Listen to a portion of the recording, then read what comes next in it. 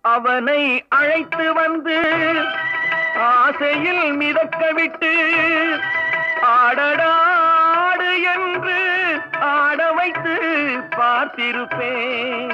அவனை அழைத்து வந்து ஆசையில் மிதக்க விட்டு ஆடடாடு என்று ஆட வைத்து பார்த்திருப்பேன்.